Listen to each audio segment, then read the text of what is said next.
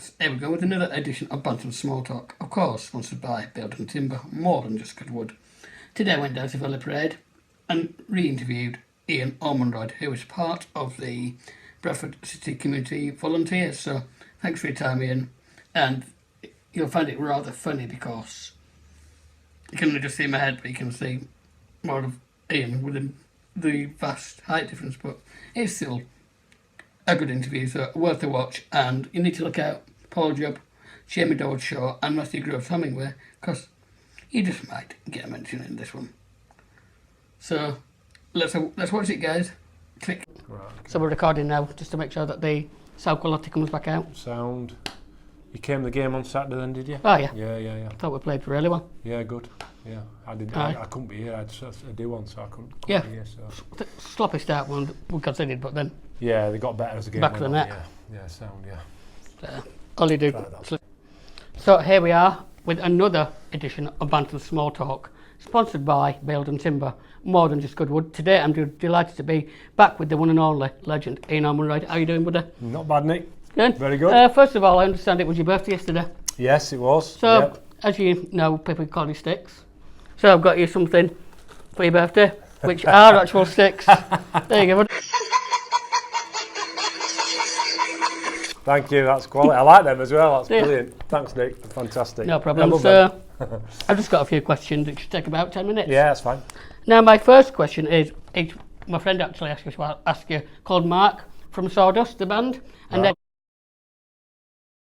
were on actually yesterday at the Saltaire Beer Festival. All right. Don't know whether you went down. No, I didn't. I couldn't get there yesterday, no, but...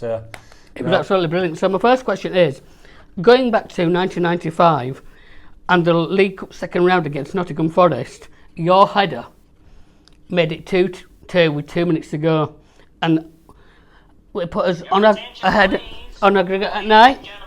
Yeah. Oops, sorry about that.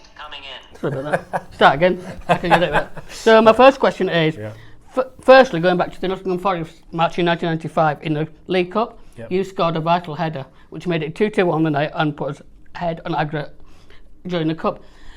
What do you remember from that, and how did it feel at the time? Because I've actually got hold of it on here if you want, and we're going to play it for you fans as well, so just get it up on there, yeah? Yep. There's Hamilton. Yeah. I do remember it, yeah. I think did Paul Showler cross it, I think, didn't he? Yeah, Paul Showler's there. Oh no, Wayne Jacobs, wasn't it? Yeah, Jacobs. Wayne Jacobs, yeah.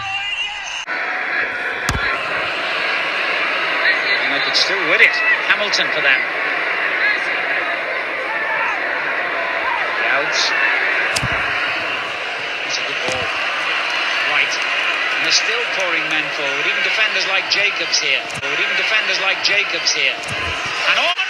yes! Oh dear.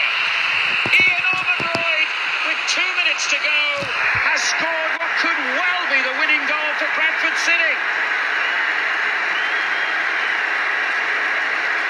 Well, what a great goal. We've been saying all night, really, that Ormondroyd should be getting his head onto this better, and he certainly did that time.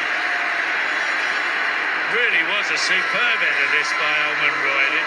He's come in, he's made a great connection, down on the ground, lovely goal. Ian Ormondroyd, who scored his first goal since his return to Bradford in the first leg, has scored in the league since, has now made it 3 in a row. Yeah. So, my friend said that's probably one of his best moments as being a City fan. I remember you scoring that header. Yeah. And I do myself. So, what did it mean to you at the time? How did it feel? It was great because it was a big game for us, a big cup game at the time, and we'd progressed quite well in the competition. And it was just fantastic to score in front of a massive away following. Loads and loads of City fans went to that game. And obviously Forest at the time were in the top division. They were. In the Premier League, and we were 2 leagues below at the time, so it was a massive shock at the time, really. So we were just well pleased to score the goal and to win that game. It was great. Yep. My second question, not including clubs that you played for, is there any club that you would have loved to have played for, not including the ones that you did? I mean, some of the bigger clubs, your Liverpools at the time. When I went to Aston Villa in 1989, Liverpool were the best team in the league by a mile. and they actually won the league the time when I was at Aston Villa when we came second. So probably Liverpool would have been the iconic one, and obviously Man United's, and obviously now Man City and teams like that. But just to play for one of these really, really big teams would have been great. But I had a great career and I have no complaints. What's your best memory? Was that going back to this goal? Was it your best memory of being a Bradford City player, or was it something else? And what would it be? No, my best memory was the final in 95-96. Oh yeah. To actually, be a Bradford fan, Bradford lad, to be able to go to play at Wembley for my hometown club that I supported from being young. Yep. To be involved and to be involved in the second goal as well, where I had a flick on to Mark Stallard, and obviously he scored the second goal, which sort of killed the game off a little bit. So that's probably my best memory of that game, and my small contribution to that game as well. Yep. Things obviously appear a lot happier around the club now. I was just wondering, obviously you might not be able to answer this question, but why do you think things went so wrong, and do you think this new team can find consistency, and do you think we can go straight back up? Yeah, hopefully. I think if we get in the top 7 this year, it'll be a good achievement with the way that there's been a bit of turmoil around the club over the last year and a half. Obviously, Mr. Rahic came into the club and certain things happened that wasn't very good, and eventually he left. And the club's now got back on a little bit of an even keel where, supporters and sponsors and people are coming back in and realising that, we're back to being a great club again. And, let's just hope we can, get up near the top this year and get in the playoffs, or even hopefully get promoted. So, but I think it'll be a tough ask this year with what's gone on, with the big turnaround of players and the big turnaround in squad, to be able to do that. But hopefully we can get in the top 7 and go. Yeah, I think we will. Go from there. Talking about when you went to Oldham, was it always your intention to return to the Bantams? How delayed when he came back? Yeah, I mean, obviously I went to Oldham in 2 spells. I went about 86, my first spell there was on loan, and then later on in my career. But I was starting to struggle with my ankles then. I had 2 bad ankles. I had to have 2 ankle operations at the end of my career. But I knew I was coming to the end of my career when I went to Oldham. So, and obviously Chris Kamara at the time said that I wouldn't be part of his plans anymore, which was a bit disappointing. But your career comes to an end at some stage. So yeah, it does. Now we're going to have a bit of fun if you don't mind, because what I do with my guests now, I do 10 questions, a bit of fun. Right. So, yeah. First one is fish and chips, pie and chips, or sausage and chips? Fish and chips. Fish and chips. Yeah. Ooh, Liverpool or Everton? Liverpool. Coke or Pepsi? Pepsi. Yep. Liam Gallagher or Noel Gallagher? Noel. Beer or lager? Can you say both? Yeah, of course you can. McDonald's or Burger King? Burger King. KFC or Nando's? KFC.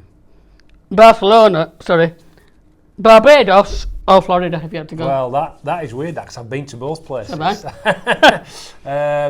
I like Florida because of the theme parks, and we went to theme parks when our children were young. EastEnders or Coronation Street? Neither. I hate soaps. Sorry. Yep. Best player played against? That could be for any club. Yeah, probably Alan Hansen was at Liverpool. He was unbelievable class, great player.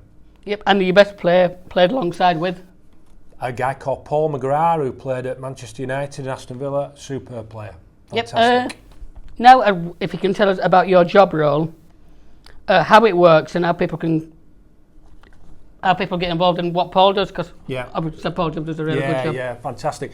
Well, we run the Community Foundation, which is doing a lot of things at the moment. Obviously, there's the Disability Club as well, which is running brilliantly and fantastic. And Paul and Jaimie and a lot of people work really hard on that and do a great job for people to be able to, come and be part of a club when you might not be able to access a mainstream club for different reasons. But we've got all sorts of things going on. We do a lot of work in the schools, football costs and the holidays. We've got an education programme now, a BTEC 3 sports diploma if people are leaving school. We run an NCS programme which we just got back in Bradford as well, which is really, really good. And just loads of penalty shootouts in schools, and we're doing all sorts of stuff. It's really wide-based programme at the moment. It's really good. And we'll mention one more person who's just probably listening through that door. Matty, Is he good? MGH. Obviously, he's brilliant at training, put it that way. Yeah. But he just tends, I always mention it, he just tends to fall over a lot. Don't know if they did it, yeah? No, he's a great lad, he's Matt. He helps around the ground. He's a superb volunteer, and you know, a great example of all the volunteers program that they've got as well. Which, you know, such lots of Bradford City fans that come and help around the ground, and yeah, it's a superb volunteer program. Yeah, because obviously Jaimie already knows, and I've gave her some flowers of the week. Although we're still waiting to get out of the photo, I was invited down to the team photo shoot of the week, which was absolutely brilliant. Right, yeah. So I want to get out of that. Yeah, so thanks again, superb. Jaimie and Paul, for obviously inviting me to club. Otherwise, I wouldn't never have got that opportunity. Yeah, no, fantastic. Thanks. Can I ask you who your idol was? Is it maybe football idol when you were growing up, and why? Who was your idol? Well, I started to come and watch Bradford City when I was about 12, 13. I was a bit later because I had lived in Southport for a while, but born in Bradford. Bobby Campbell. Bobby Campbell was the one. He was a big centre forward, and I played centre forward, and I wanted to be in a team with Bobby Campbell, and luckily I managed to do that. I managed to play with Bobby at times, and not for long because he was coming towards the end of his career and I was just starting. So, but Bobby was my big hero. Yeah, we've just got a couple of quick questions now. Basically, a funny one. Can you do any impressions? And who can you do? I'm not bad at Irish people. Top of the morning to you. I don't know what's after that. MGH doesn't say much, does he? So we can't really impersonate him. But no, I'm not brilliant at impersonations. I've done the Welsh one. I did that the other week. Welsh, but the only other one that I try and do is like Lloyd Grossman. Oh yeah. Because he goes like, we conjusticated and we've radicated, and we decided that this week's winner is indeed the Blue Kitchen.